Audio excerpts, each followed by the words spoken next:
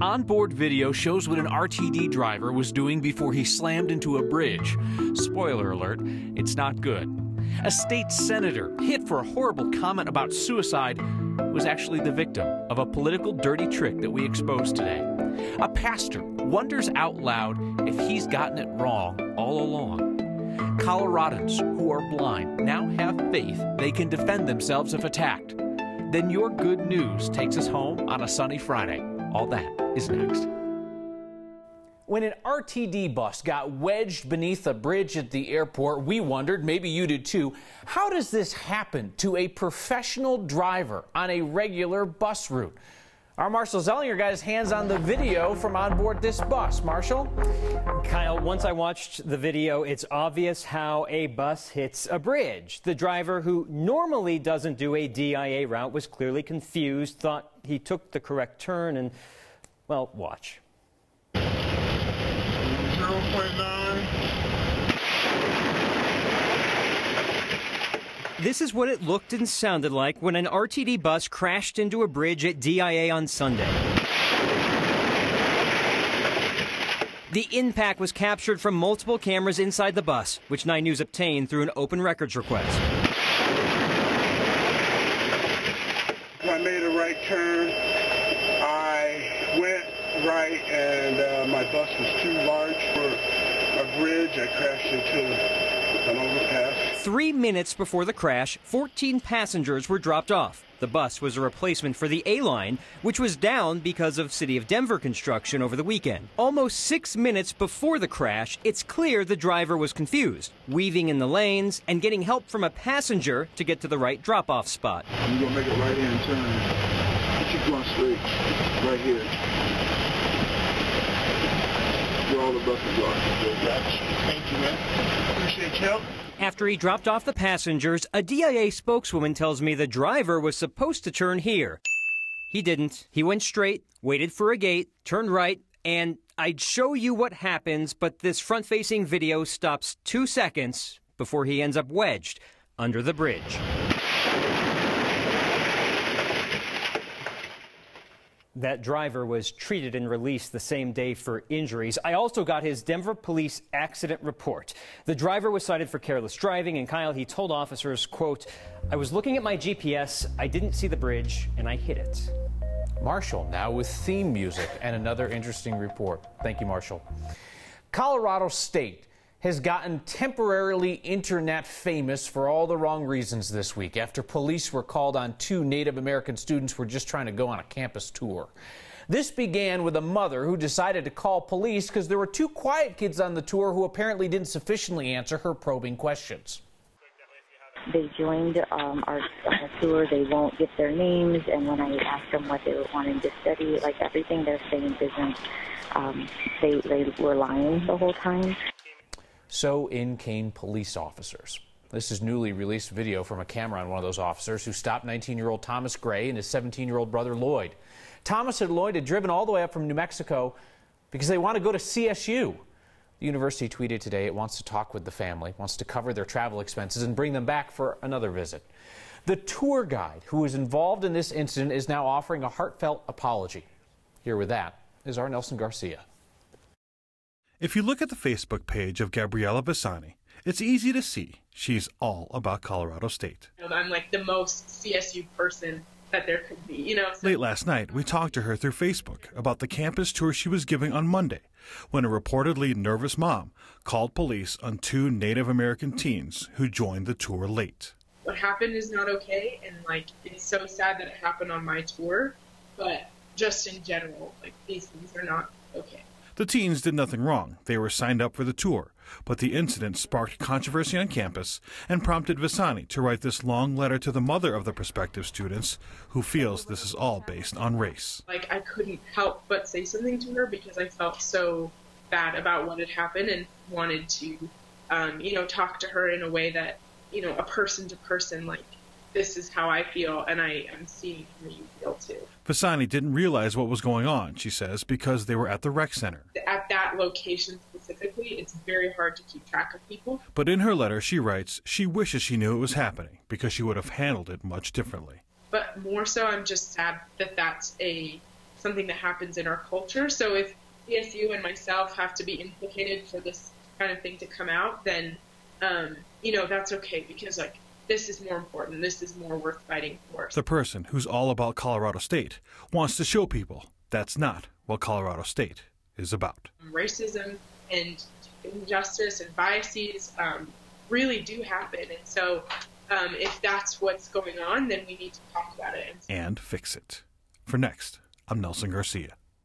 The mother of those teenagers, Lorraine Gray, says she's skeptical that the tour guide didn't realize what was happening. She says she still has questions about the tour guide's communication with police. Today, we saw one of the most brazenly misleading political attacks in Colorado politics recently. We called it out on social media and on 9news.com, and to their credit, the Colorado Democratic Party apologized. They had attacked Republican Senator Don Coram for something he said in a debate about preventing child suicide. Without any context, it sounds terrible. His political opponents were counting on you not knowing the context and just hearing this soundbite. Well, I was just going to say, I guess the positive side is if we have enough suicides, we can save cost of education. Well, that was a pretty low blow. Here's the context. Senator Coram was frustrated at his fellow Republicans who had voted down his bill to prevent teen suicide. He was being sarcastic and angry with them, not being cruel about suicide. That's not how the state Democratic Party and the progressive blog Colorado Pulse spun it. They called for Coram to leave the legislature for making a heartless crack about dead kids.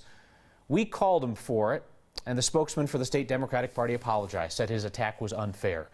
The senator told us today he probably should not have gotten so angry at his Senate colleagues who defeated his suicide prevention bill, but he acknowledges he was upset.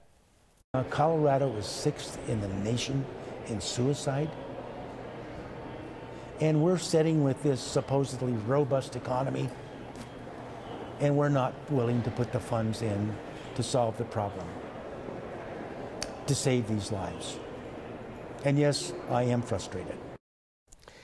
Coram says he has family friends whose daughter took her own life. He says he'll keep pushing for this bill to pay for more training about suicide warning signs. A sponsor of the bill to seal all child autopsies in Colorado is now working with us in the media to address the concerns that we raised here on this program, that making those death reports secret are going to prevent journalists from continuing to keep tabs on whether our child welfare system is working properly. Democratic State Rep Matt Gray says he's adjusting the bill to allow journalists access to this information. I told you that we've been trying to get Gray on this program. It hasn't happened, but that's due to the legislative calendar in the last few days of this session. I want you to know that he respected the concerns that we shared here with you, and we'll let you know what happens with that bill. Wanted to take a moment to acknowledge 18 people tonight. I do not know their names or even where they live. They are the 18 people on Facebook who deleted their shared post of a crime alert from Broomfield Police that we pointed out was bogus. We'll call them the Honest 18. They did what all of us should do when the pace of the digital age causes us to share misinformation. They took it down promptly. And that's more than we can say for Broomfield Police. For a week, Broomfield PD cast blame and refused to admit that they had just posted a 10-year-old chain email like it was a current crime alert. It wasn't until we said we would be talking about their Facebook post on Next that Broomfield PD admitted it should have checked the facts and will do so in the future. But by that time, 2,523 people had shared the scary story. And 18, the Honest 18, promptly unshared it last night. Listen, honest mistakes are going to happen in this world of tweets and retweets, posts and shares. When citizens immediately called out Broomfield PD for that old chain email, a quick correction, rather than a week of excuses, would have made it a complete non-story. Those of us who are relied upon to provide accurate information, like journalists, like law enforcement, we should be held to a higher standard when we get something wrong. And we can look to the Honest 18 for an example of how to make it right, just as quickly as it went wrong. Let's review this week in ads in the governor's race. So you got Donna Lynn getting a tattoo. You got Mike Johnson speaking Spanish, quite fluently, I would add. And now Kerry Kennedy has a new ad out that crams every possible Colorado cliche into 30 seconds. Here's a condensed version. I'm Kerry Kennedy. I'm running for governor. Look, a Subaru. Skis, bikes, flannel shirt. Action shots now. Skiing, biking, hiking, a dog. And what's more Colorado than soul-crushing traffic? Looks like she nailed it. Jared Polis was actually the first Democrat in the race to release an ad. We didn't talk about it or show it to you here because it was just one of those standard boring people sitting around pretending to talk and nodding like this ads. We return with a pastor who's given some second thoughts to the positions he's preached.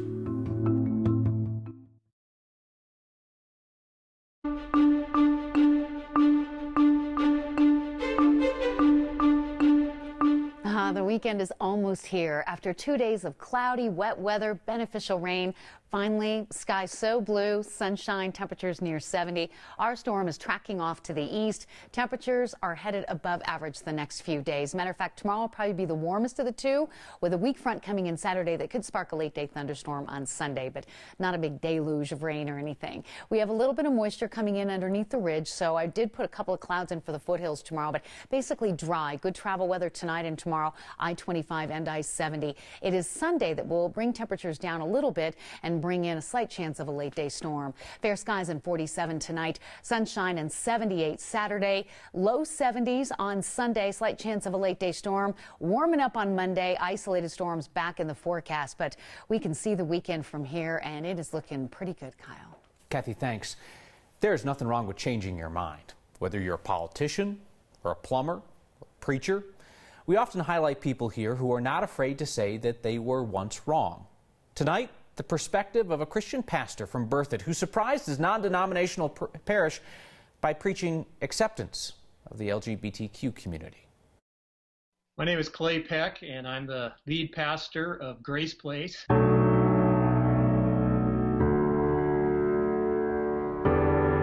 I have been praying about this message for more than 2 years. God laid it on my heart to make an apology to the LGBTQ community. For a long time, the church has not been a safe place for LGBT people. In fact, it has too often been a place of hurt, rejection, condemnation, trauma. I came across a statistic that really broke my heart. In fact, it's hard to even say it without getting tears in my eyes, and that is that there is a larger percent of young people who go to a religious leader for counseling that commit suicide when they're questioning their sexual identity. I cannot stay silent on this. I can't change the world, but I can change myself. And we can't change the whole church world, but we can change this church. A lot of support from pastor friends of mine, a lot of great support from our congregation. There are some religious people that aren't happy about it. Please forgive me. And everyone I represent who has hurt you in the name of religion, no matter how well-meaning they may have been, it is not the way of Jesus, and I deeply apologize. I've learned that if you just listen to people and truly listen with a desire to hear their story and their heart, it can really change how you feel about a situation. That actual sermon is about an hour long. You can listen to the whole thing in this story on 9news.com. A woman who is blind takes down an attempted robber, holds him for police. It did not happen by accident. Next, we'll visit the place where she learned her skills.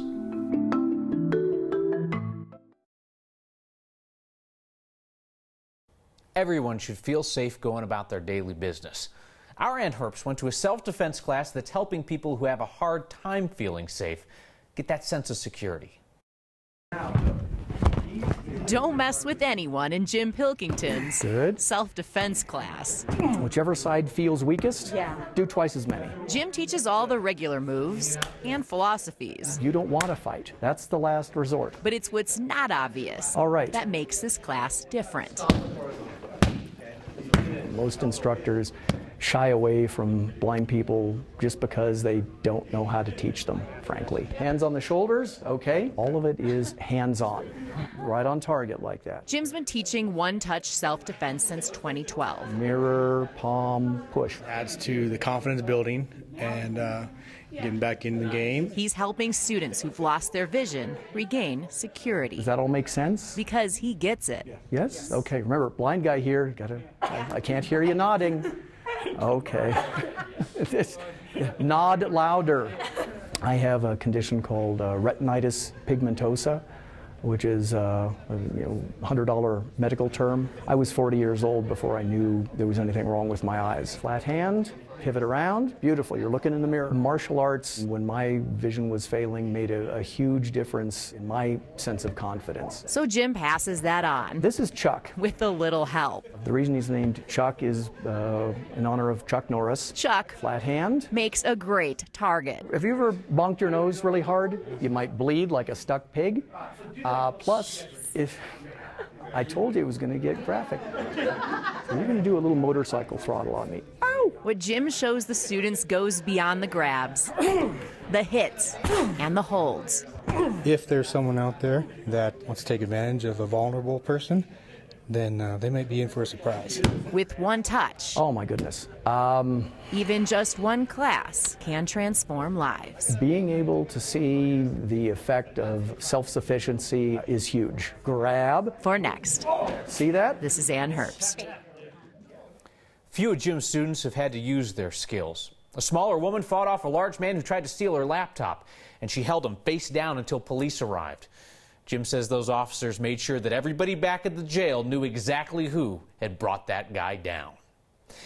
It would appear that Next is attracting an older demographic these days. Now, we have long known that our theme music is catnip for the youngest Coloradans. We have built an army of dancing babies over the last year and a half. But Chase from Westminster looks a bit more mature.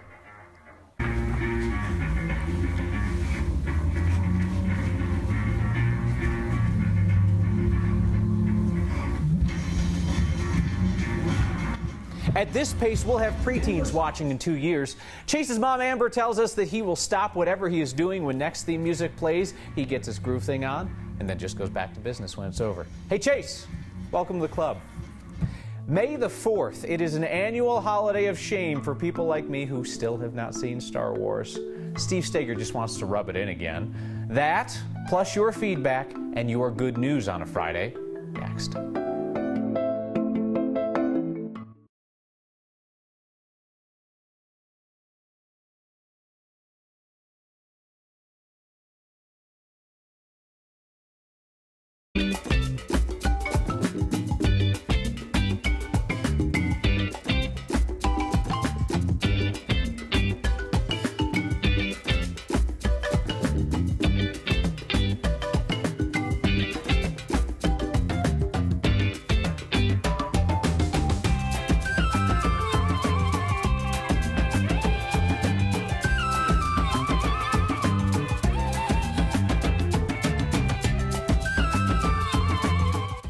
I'm laughing because they explained it to me.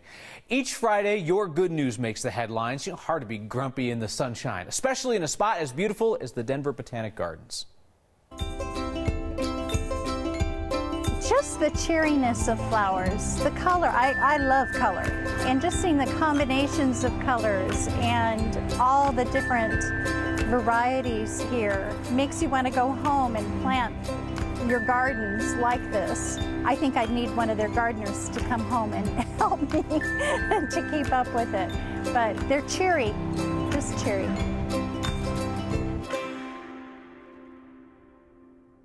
Looks gorgeous out there. Finish with your feedback. Nicole says, CSU story sending mixed messages. We're told if you see a suspicious person, notify somebody in charge. This mom did it, and now it's racism.